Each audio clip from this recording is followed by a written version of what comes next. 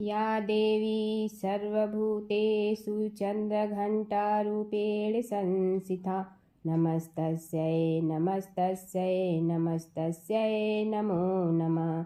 नवरात्रि के तीसरे दिन माँ चंद्रघंटा की पूजा की जाती है।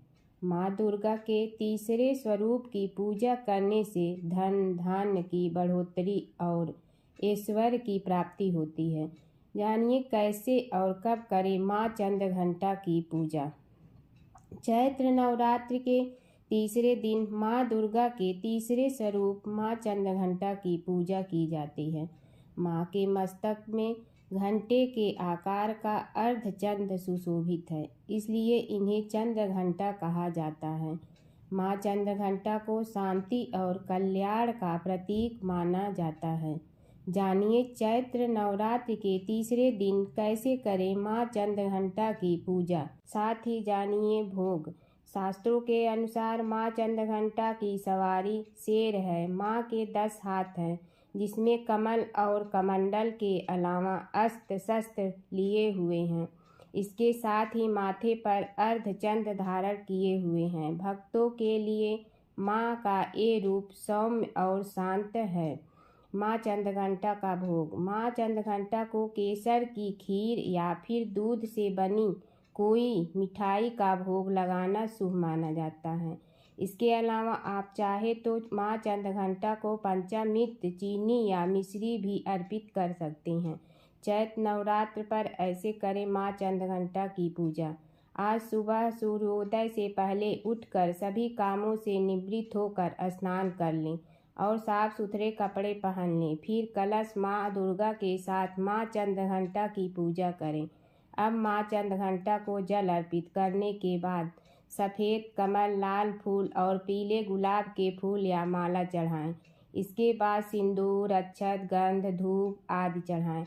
माँ को दूध से बनी चीज़ का भोग लगाएं। इसके बाद घी का दीपक और धूप जलाकर दुर्गा सप्तशती, दुर्गा चालीसा मंत्र आदि का जाप कर लें।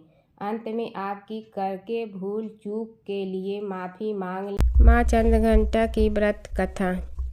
हिंदू शास्त्र के अनुसार जब देवताओं और असुरों के बीच लंबे समय तक युद्ध चल रहा था, तब असुरों का स्वामी महिषासुर ने देवताओं पर विजय प्राप्त कर इंद्र का सिंहासन छीन लिया और खुद स्वर्ग का स्वामी बन बैठा। इसे देखकर सभी देवतागण काफ़ी दुखी हुए।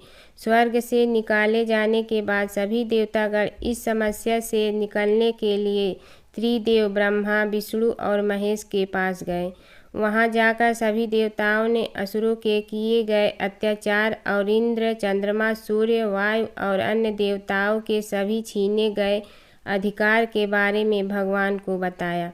देवताओं ने भगवान को बताया कि महिषासुर के अत्याचार के कारण स्वर्गलोक तथा पृथ्वी पर अब विचरण करना असंभव हो गया है। तब यह सुनकर ब्रह्मा, विष्णु और भगवान शिव शंकर अत्यंत क्रोधित हो गए। उसी समय तीनों भगवान के मुख से एक ऊर्जा उत्पन्न हुई। देवतागणों के शरीर से निकली हुई ऊर्जा भी उस ऊर्जा से जाकर मिल गई। यह ऊर्जा 10 दिशाओं में व्याप्त होने लगी। तभी वहाँ एक कन्या उत्पन्न हुई। तब शंकर भगवान ने देवी को अपना त्रिशूल भेंट किया। भगवान विष्णु ने भी उनको चक्र प्रदान किया। इसी तरह से सभी देवता ने माता को अस्त्र शस्त्र देकर सजा दिया। इंद्र ने भी अपना वज्र एवं ऐरावत हाथी माता को भेंट किया। सूर्य ने अपना तेज तलवार और सवारी के लिए शेर प्रदान किया। तब देवी शरीर शास्त्रों को लेकर महिषासुर से युद्ध करने के लिए युद्ध भूमि में आ गई।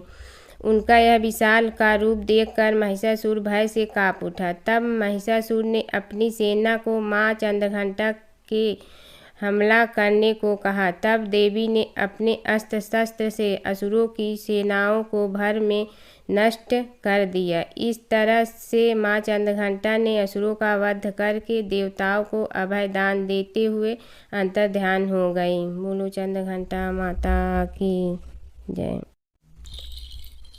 नवरात्रि के तीसरे दिन चंद्रघंटा का ध्यान, मस्तक पर है अर्धचंद्र, मंद मंद मुस्कान। जय माँ चंद्रघंटा जय माँ चंद्र घंटा। 10 हाथों में अस्त्र शस्त्र रखे खड़ग संग बाण, घंटे के झंकार से हरती दुष्ट के प्राण। जय माँ चंद्र घंटा, जय माँ चंद्र घंटा। सिंह वाहिनी दुर्गा का चमके स्वर्ण शरीर, करते विपता साटी हरो भक्त के पीर। जय माँ चंद्र घंटा, जय माँ चंद्र घंटा।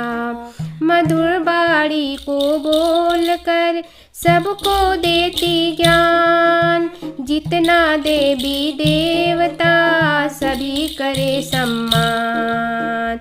जय माँ चंद्र घंटा, जय माँ चंद्र घंटा। अपने शांत स्वभाव से सबका धरती ध्यान, भवसागर में फंसा हूँ मैं, करो मेरा कल्याण। नवरात्रि की माँ कृपा कर दो माँ, नवरात्रि की माँ कृपा कर दो माँ, नवरात्रि की माँ कृपा कर दो माँ, नवरात्रि की माँ कृपा कर दो माँ।